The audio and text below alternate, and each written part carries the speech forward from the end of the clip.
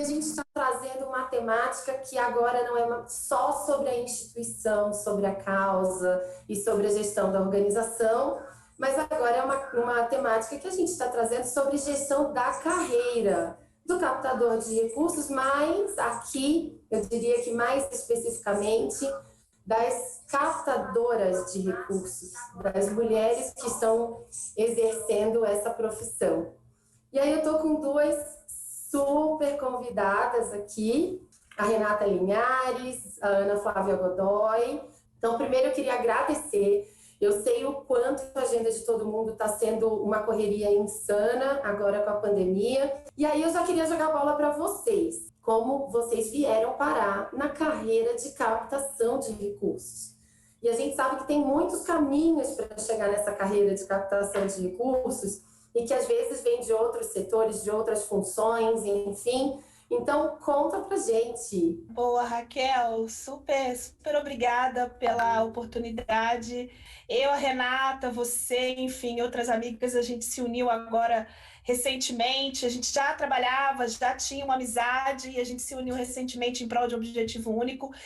E tem sido muito incrível, junto com outras mulheres e outras captadoras que vivem desafios parecidos com os nossos, né? Enfim, eu acho que eu nasci para o mundo profissional na captação de recursos, porque eu me formei em produção cultural em Niterói, onde eu morava, no Rio de Janeiro, e desde o início da faculdade, eu nunca fui alguém que se interessou verdadeiramente pelo universo da cultura, mas no campo da cultura era aquilo que a gente chamava de produção executiva, que era a Lei Rouanet, enfim, e como é que a gente, depois do certificado e como ia escrevendo o projeto, como é que a gente chegava até os financiadores. Então, digamos assim, foi a Lei Rouanet que me trouxe para o mundo da captação, foi a produção cultural.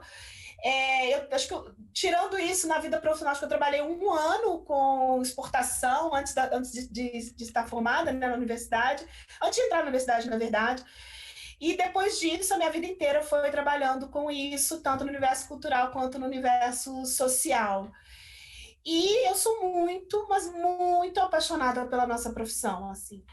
Eu acho que quando me perguntam, eu digo que eu não sei se eu faria outra coisa na vida, Raquel, assim, não sei nem se eu quero. Hoje eu sou consultora, associada junto à Mobilize Global, que é uma empresa fundada pela Patrícia Lobacaro.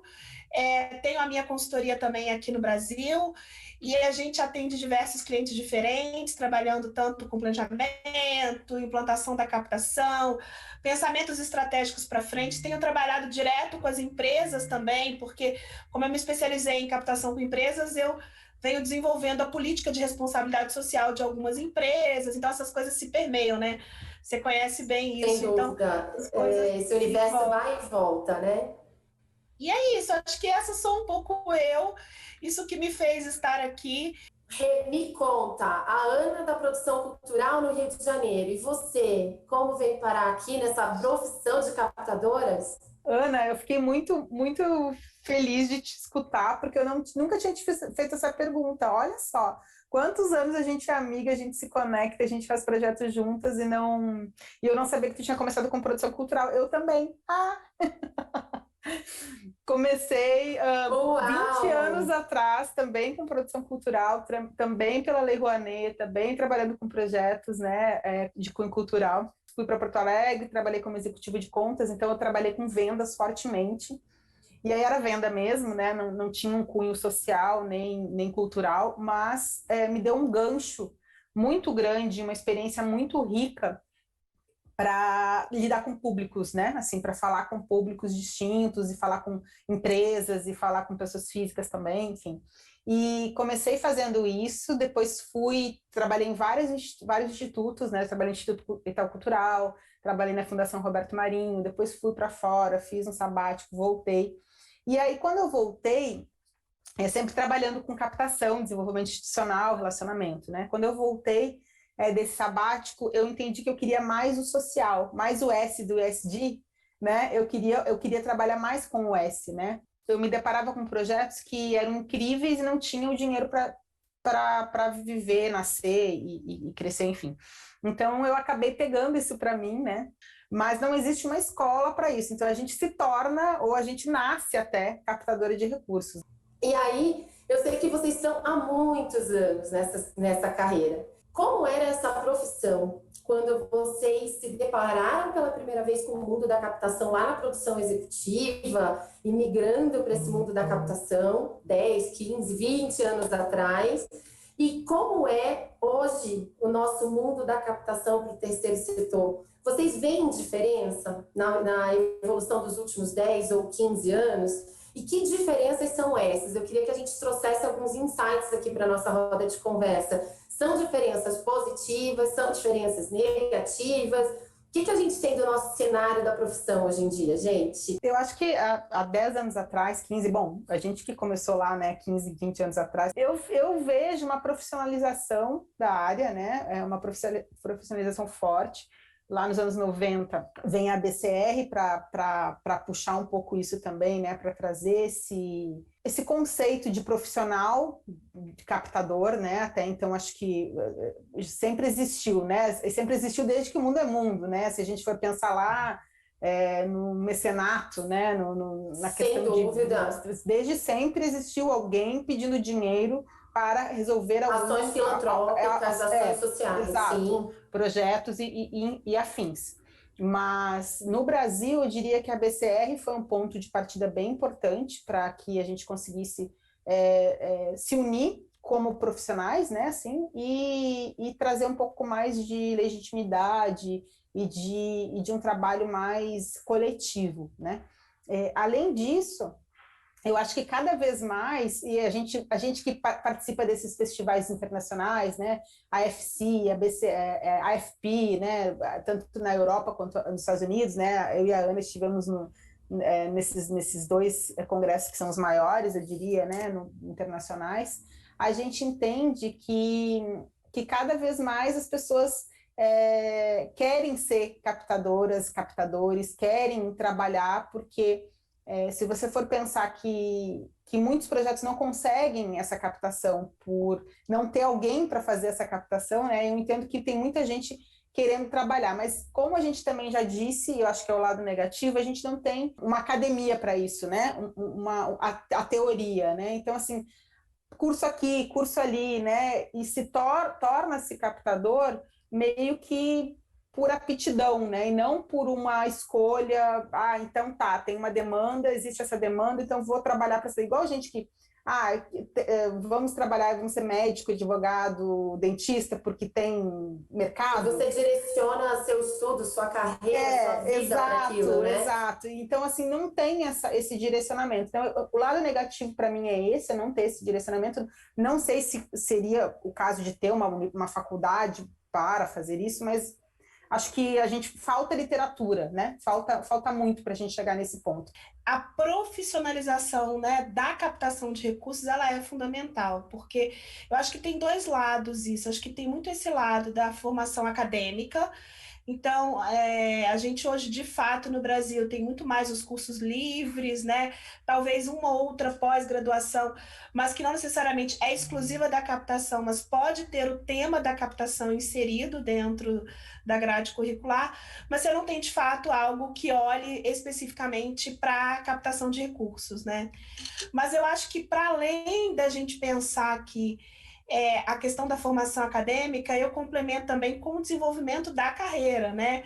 Ou seja, a evolução do profissional enquanto captador de uma organização social, como a gente pensa a evolução dessa carreira dentro da organização, como você pensa qualquer outra profissão quando você trabalha no mundo privado, né? Então, acho que tem uma questão muito importante que eu acho que a gente precisa olhar para isso de fato, né? Acho que tem 7 anos que eu participo dos congressos americanos de captação de recursos, e há 2 ou 3 anos, né, o da Holanda, né, o Congresso Europeu, que acontece na Europa, na Holanda, o IFC E, assim, o que a gente observa lá? A gente observa justamente isso. Além das formações acadêmicas, você trabalha o desenvolvimento do profissional, seja ele emocional ou de desenvolvimento e de evolução da carreira.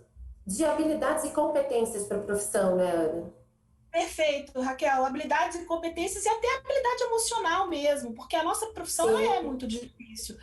Eu costumo dizer que a gente tem boa parte do nosso tempo a lidar com a frustração nossa, do nosso chefe, dos nossos colegas, ou seja, porque a frustração faz parte, porque muitas vezes você recebe não, né? Então, assim, você faz todo um esforço na evolução de uma negociação, de um trabalho, e aquilo não se conclui como uma captação efetiva. Mas que o importante é entender que isso faz parte do processo de chegar na meta que você se propõe, é o que a gente sempre fala. Então, o que eu vejo muito nos Estados Unidos e que eu sentia muita dificuldade de falar disso aqui no Brasil é esse acolhimento emocional do profissional, do quanto ele precisa de ter essas redes de apoio, né, para que a gente possa se compreender nesse processo, compreender as dificuldades através da dificuldade do outro, da sua, para desenvolvimento da carreira. Então, acho que tem um lado acadêmico, que na verdade, assim, quando você fala desses 10 anos, o que eu complemento, Rê, aqui, realmente o desenvolvimento da formação acadêmica tem evoluído. A gente consegue ver hoje faculdades interessadas, MBA, pós-graduação. Sim. O interesse das organizações sociais em profissionalizar essas áreas, organizações antigas, super tradicionais, que a captação era focada no presidente, no CEO, né, enfim, na diretoria, conselho, hoje buscando no conselho, boa, Rê, hoje buscando profissionalizar os seus times, e aí com isso cria-se uma oportunidade muito grande. Tem vários fatores que eu acho que fizeram isso no Brasil desenvolver. Tem, de fato, além da profissão em si, eu acho que tem, de fato, um desenvolvimento da filantropia, do olhar social que aconteceu, inclusive durante a pandemia, né? Então, a gente tem uma evolução grande do interesse em investir nas organizações sociais. Esses grupos que discutem investimento social privado, então o GIF, o Ethos, colocando as organizações sociais na mesa para participar dessa discussão. Então, isso amplia as oportunidades de financiamento. Então, a gente tem várias coisas. O IDES, que liderou muito tempo os fundos patrimoniais, ou seja, quando você começa a ampliar a carteira de oportunidades de se captar, você começa a ampliar o desejo das organizações em se profissionalizar. E aí cria-se esse desejo da formação acadêmica. E cria uma demanda também de pessoas, né? De busca por pessoas qualificadas para fazer isso. Na verdade, o que a gente só vê é toda uma sociedade evoluindo, né? Quando a gente fala em filantropia, investimento social, e um vai puxando o outro. Então, as empresas estão com regras mais, eu diria, de excelência quando a gente fala em compliance. Os institutos e fundações têm grupos específicos para debater esses investimentos sociais. Então, isso tudo vai trazendo o terceiro setor junto para se profissionalizar, porque senão também não acessa esses recursos. E aí eu queria trazer, eu achei engraçado que tem um ponto que estava muito na minha cabeça quando eu puxei esse tema, e que nenhuma de vocês duas comentou, que é a questão da relação do captador, relação profissional dele com a instituição. Porque eu diria que se algo que eu acho que talvez tenha evoluído um pouco, mas tem muito para evoluir, não estou dizendo que a gente está nem de longe no ponto ideal, mas que eu vejo alguma evolução, é que 10 anos atrás era muito comum você ver o lugar do captador da porta para fora da organização. Ele era um prestador de serviço sem vínculo empregatício, onde não sabia nem o que se dizer da relação com aquela pessoa, se era PJ, se não era, se era comissionado, enfim, ficava sempre aquela discussão um pouco qual o lugar dele, né? E ele não participava de planejamento estratégico, ele recebia projeto pronto para captar, meio que se vira para conseguir esse recurso financeiro. E agora a gente vê organizações que realmente já começaram a colocar o lugar da captação como lugar do investimento na própria organização para que ela possa crescer. Senão Exato. Nós, do outro lado, como profissional, tinha uma insegurança muito maior até do que é hoje pela instabilidade da profissão. E hoje eu diria que a gente está evoluindo nessa consciência de que o captador precisa ser um profissional especializado, né?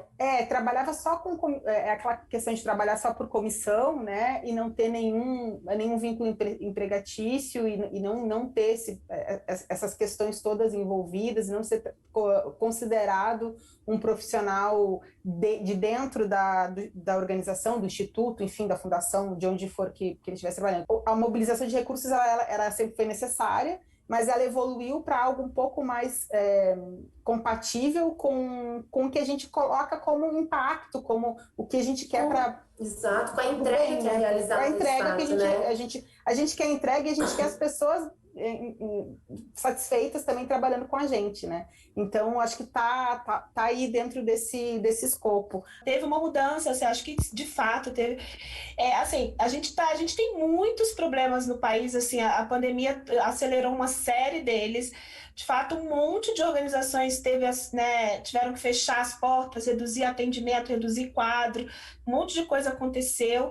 Mas, assim, historicamente, a gente ouviu da Lindsay, né, das organizações americanas, no último encontro que a gente fez, e a gente sabe das nossas, que aquelas que investiram na captação ao longo do tempo, investiram em estruturar relacionamentos e planejamentos de longo prazo, elas aguentaram mais e têm aguentado mais passar pela crise. E, de fato, nesse campo da consultoria, né, tem desde o início do ano passado que eu estou nesse movimento, tanto da consultoria quanto da formação de novos profissionais, eu tenho observado muito interesse, não há dúvidas. Assim, organizações que antigamente se debruçavam muito no papel da diretoria do conselho, sabendo que precisam ter times estruturados para, de fato, fazer a captação acontecer. Então, assim, problemas, um monte. Dificuldades, várias. Mas a gente tem que acreditar no longo prazo, não tem outro jeito, assim, não tem outro jeito. E isso é uma luta muito grande, que eu acho que é importante as organizações entenderem, porque é claro que todo mundo está passando dificuldade no hoje, né? Mas assim, então, ok, você tem que resolver o hoje, o seu orçamento do hoje. Mas qual é o equilíbrio de energia que você coloca para resolver o seu problema do hoje, o emergencial, mas de construir essa visão de longo prazo para que lá na frente você não precise mais desse emergencial? Porque é isso que criou a dependência o tempo todo, durante todo esse tempo, e a fragilidade das organizações sociais no Brasil e a fragilidade da área cultural também. Porque por mais que foi a Lei Rouanet que me trouxe aqui, mas a gente sabe que foi ela. As leis são importantíssimas, as leis de incentivos ajudam, elas são importantes até hoje, mas elas trouxeram uma fragilidade dentro delas, que foi justamente essa precarização da relação com a captação. Sim. Então, e o Brasil se pegou nisso. Então, quando eu vou lá para fora, quando a gente olha lá fora, é diferente. Claro, tem histórias mais antigas. Eu fiz uma pesquisa recentemente, não vou falar disso, mas só para trazer assim, a captação de recursos começa nos Estados Unidos no início do século XIX, tem situação. Então, assim, os Estados Unidos ou a Europa tem uma antiguidade maior em saber profissionalizar como as organizações sociais lidam e atuam no setor. Aqui no Brasil, não, a gente é muito recente. Há pouco tempo as organizações elas dependiam, porque era o financiamento internacional que desenvolveu boa parte do trabalho delas, e aí quando esse financiamento internacional reduz, e quando a gente precisa começar a estruturar, então a gente está no caminho quando a gente traz a palavra evolução que a gente usou lá no início, eu acho que é o caminho para isso. Falta muita coisa, a gente tem muitas redes, muitas forças contrárias, a gente tem muitos problemas, mas o recado de que todo mundo precisa investir na captação, o profissional investir em si mesmo, e as organizações investirem na estruturação de uma captação institucional. Então, é disso que a gente está falando, assim, um pouco, é disso que a gente fala. Então, às vezes, né, Renata, a gente joga assim, Renata, Raquel, a gente joga assim, a gente trabalha com captação, ok, sabe o meu projeto? Exatamente. Exatamente. E eu indico, eu falo, gente, eu não trabalho desse jeito, mas se só deseja trabalhar desse jeito, eu até indico. Até tem, mas eu já nem tenho mais muito contato, Raquel. É a sustentabilidade da própria organização, enquanto e eu queria até de captação, né, mesmo até. Sim, e eu queria até chamar a atenção para quem está assistindo a gente, para entender o quanto é importante essa visão. E toda live eu falo muito sobre isso, sobre essa mudança da visão de captação para projetos estanques e pontuais, e a gente tem essa visão institucional, que é de longo prazo, que até está até comentando aqui no chat, a Thaís Bernardini, é uma visão de longo prazo. É uma visão de longo prazo, sim. Totalmente. Mas eu queria chamar a atenção para essa última fala da Ana. E não para o que ela disse, mas para o tamanho do conhecimento que ela trouxe. Por quê? Porque ser captador não é uma atividade pontual. É uma atividade que exige pesquisa. A Ana acabou de mencionar que foi fazer mais uma pesquisa, porque a gente tem poucas pesquisas ainda sobre a nossa profissão e sobre os dados que a gente precisa de filantropia. Então, ser captador é você estar o tempo todo em movimento, mas pensando nessa visão que não é pontual, não pode ser comissionada, ela é alguma coisa que a gente está falando em desenvolvimento de carreira. Então, eu queria emendar, dizendo, até contando já, então, a novidade, super novidade, porque é uma coisa que está acontecendo muito rápido, eu acho que ninguém imaginou que ia ser tão rápido a materialização disso, mas há uns meses atrás, eu diria que não muitos, né, Ana? 3 meses, 4 meses atrás, a Ana faz parte do comitê científico do Festival ABCR de 2021 e eu estou no comitê científico esse ano de novo. E aí, numa das reuniões, a Ana terminou a reunião e me chamou separado para dizer, nossa, a gente está montando um grupo, a gente tem uma visão muito parecida da captação, vem para esse grupo. E era uma coisa que ainda tinha pouquinha gente quando eu entrei, eu acho que tinham 15, 20 pessoas, sei lá, quando eu entrei, e eu fui entendendo qual era a ideia do grupo. 3, 4 meses depois, temos 100 pessoas, mulheres nesse grupo, captadoras em vários períodos da carreira. A gente tem quem está começando, a gente tem quem tem os seus 20 anos aí de carreira de captadora. E agora, oficialmente, nós temos um nome. Nós somos a Rede Conexão Captadoras. Então, eu queria que vocês contassem, porque essa era a nossa grande razão do dia, é falar dessa profissão, do lugar da mulher na captação. Né? Porque tem um grupo para falar desse desenvolvimento de carreira, e eu acho importante até a gente fazer o gancho com todos esses desafios da profissão que a gente estava comentando até agora, para chegar na rede, né, na conexão captadoras. Quando veio a pandemia e quando veio tudo isso, né, eu já estava nesse desafio de me tornar consultora, mas a pandemia acelerou muito isso, porque eu sempre tive um sonho de ir embora do Rio e ir para alcançar novos ares e viver outras oportunidades, mas isso nunca... a gente nunca consegue, né, gente, sair da zona de conforto. Sair da zona de conforto é a coisa mais difícil do mundo, assim. E aí, quando eu saio do Seconce e caio na consultoria, e na pandemia, eu tive, e com todas as dificuldades emocionais, que eu acho que todas nós, em tamanhos diferentes, em justificativas, quer dizer, em motivos diferentes, a gente vive dificuldades. Somos mulheres à frente de mesas de negociação em territórios diferentes. A gente vive muitas questões o tempo todo. Então, eu me senti muito sozinha, eu me senti muito perdida, assim, porque a Ana sempre foi aquela pessoa que era meu braço, que era quem me acompanhava, a gente discutia todos os problemas juntas.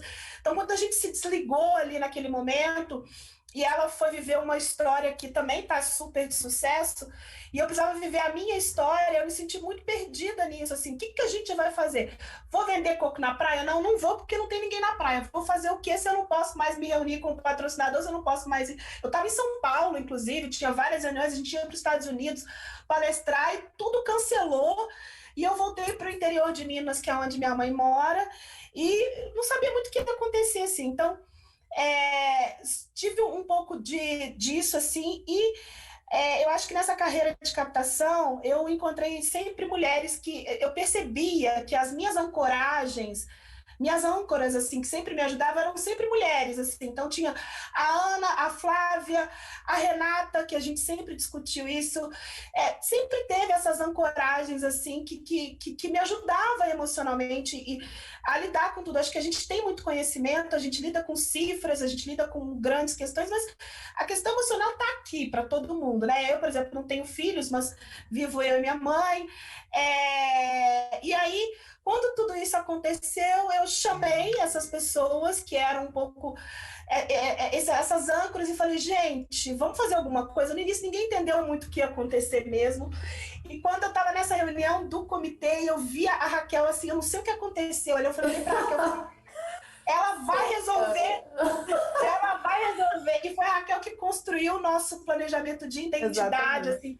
A Ana depois assumiu, acho que de identidade que eu digo é de propósito, né? E depois a construção da marca, a identidade visual, a Ana Cláudia construiu, todas vocês acreditaram, e eu comecei a trazer mais gente. Então, a Regininha que está aqui, a Regina Elô, a Dilce de Rondônia, a Ana Vargas também, a gente teve problemas, assim, questões juntas, a gente passou por situações juntas também.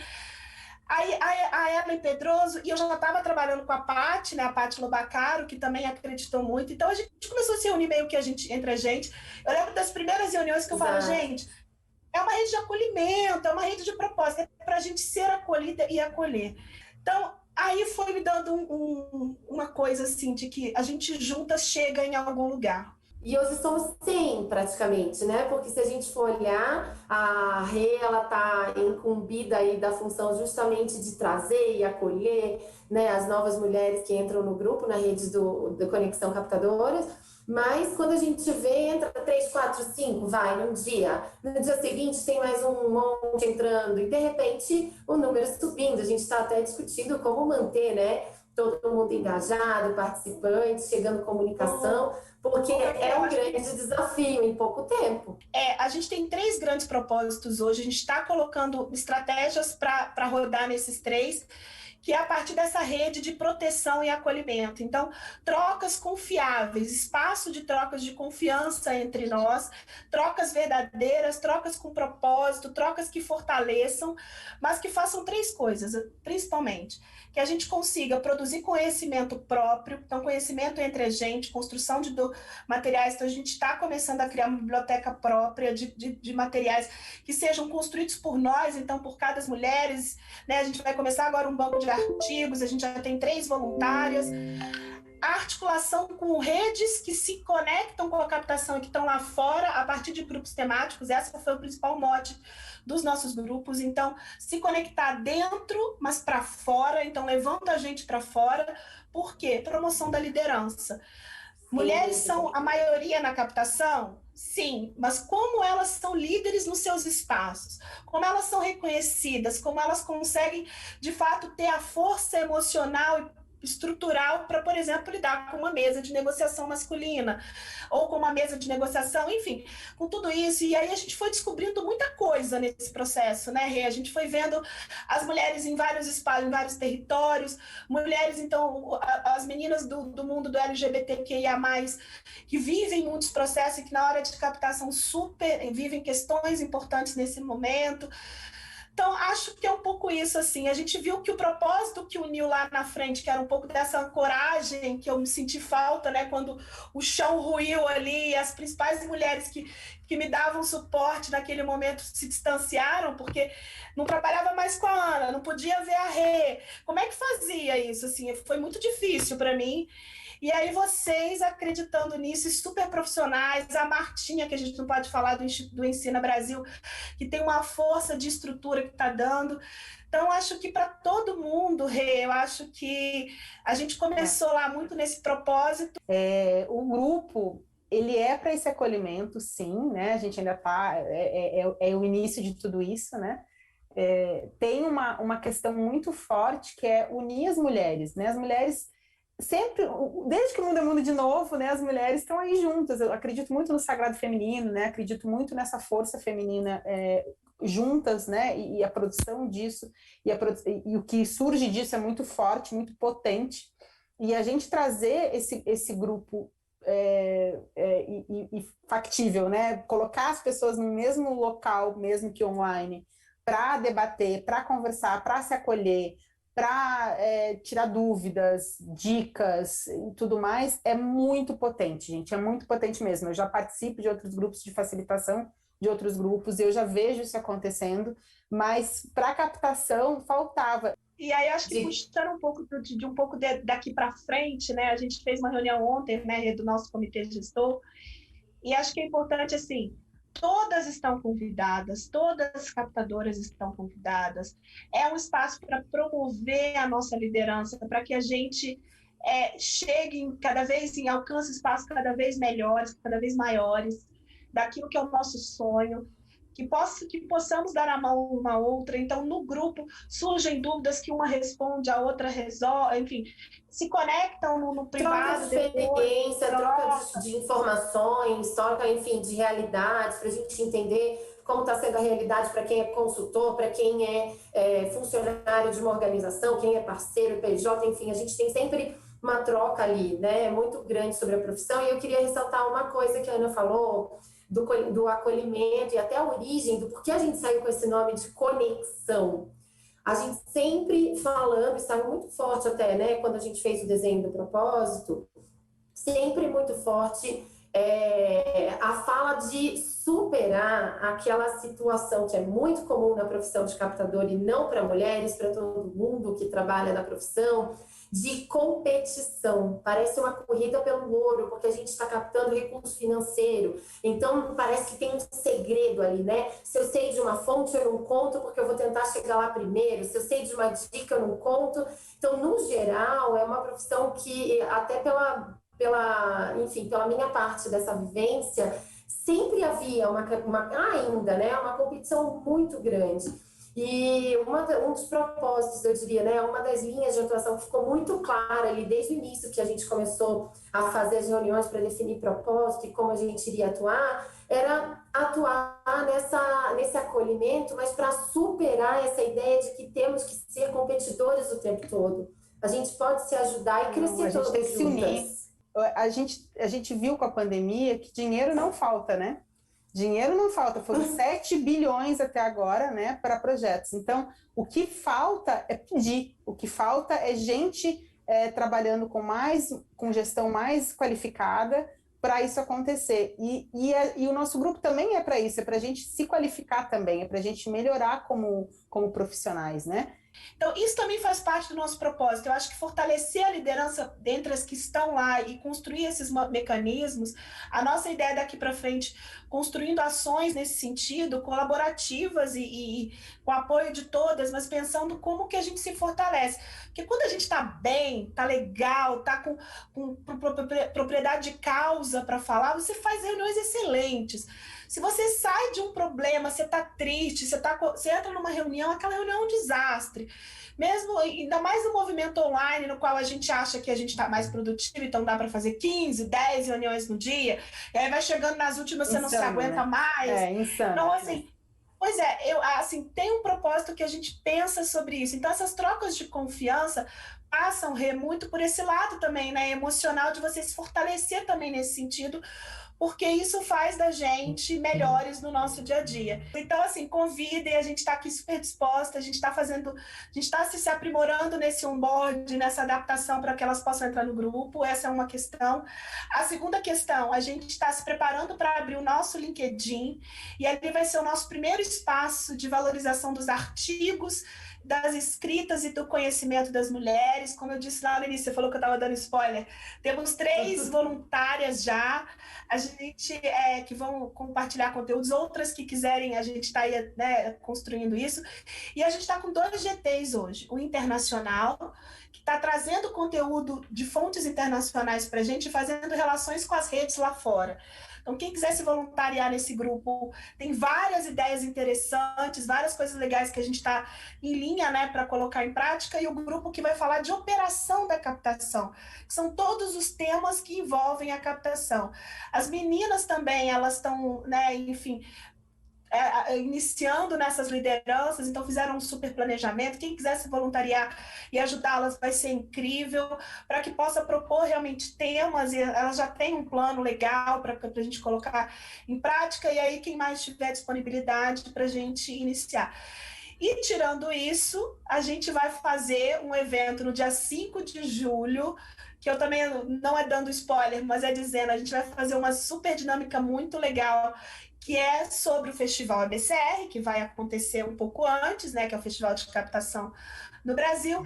E a Rede Captadoras vai fazer uma dinâmica e um trabalho com todas que participarem do festival. A gente depois, nesse encontro com ele, fazer essa atividade. Então, quem quiser entrar, quem quiser participar, vai ser incrível, porque depois vai ser um legado que a gente vai entregar para a BCR do nosso trabalho, não só para a BCR, mas para o movimento como um todo, né, da cultura de doação, de tudo, um trabalho estruturado nosso, tem várias coisas que a gente está pensando para essa dinâmica. Exatamente, profissionais de uma forma geral. Então, essas são as coisas que estão em linha um pouco para a gente acontecer. O LinkedIn vai ser incrível, a Rita vai liderar esse processo da chamada dos artigos. Então é muito importante assim, que todas participem, que quem está lá no grupo mobilize mais, esteja mais juntas, e a gente possa criando esses espaços de liderança nossos na captação. Então, assim, eu acho que eu nunca vou deixar de agradecer todo mundo e dizer que é para todo mundo e com todo mundo, porque eu acho que quanto mais cada uma de nós se fortalecer, mais a gente fica, né, enfim, mais a gente fortalece o campo, assim. E acho que é isso, né? E acho que a gente sobreviveu à pandemia, encontramos uma maneira de sobreviver à pandemia, a todas as E continuaremos sobrevivendo. Continuaremos sobrevivendo, continuaremos nos conectando, trocando experiências, porque assim crescemos todas juntas, cada uma exercendo a sua própria vontade e ocupando os espaços que desejar. E eu acho que é isso que a gente precisa de uma forma geral. Você quer ser captadora, você quer ser captador, você quer trabalhar no terceiro setor, venha. É muito propósito e muito amor. Sem dúvida. Eu fico muito feliz e honrada por essa rede que a gente está construindo, por esse espaço de confiança. E também digo a vocês que, de fato, existem muitas oportunidades, gente. A gente tem trabalhado bastante, né, a captação em vários espaços diferentes. A gente tem feito, como a Raquel falou, várias pesquisas. Então, o campo tem muitas oportunidades, as dificuldades estão aí, a crise é uma crise importante, mas, de fato, existe um espaço muito importante para acreditar na captação de longo prazo, na estruturação das ideias de vocês, na relação com os investidores. Então, de fato, existem muitas oportunidades hoje. Eu só tenho, de fato, a agradecer a todas nós e que a gente continue aí juntas nesse trabalho e fazendo cada vez melhor o nosso, enfim, tudo que a gente se propõe. E eu queria agradecer. A gente vai ter muito assunto ainda para trazer, para colocar como pauta. Esse é só um início de tudo isso que está sendo montado e que está avançando com muita rapidez, mas também com muita solidez, muita seriedade, muito conteúdo importante, qualificado, profundo e que vai ajudar quem trabalha nessa nossa profissão que amamos tanto, na profissão de captadoras. Obrigada, gente. Um abraço, Obrigada, um grande abraço. Gente. Tchau, tchau.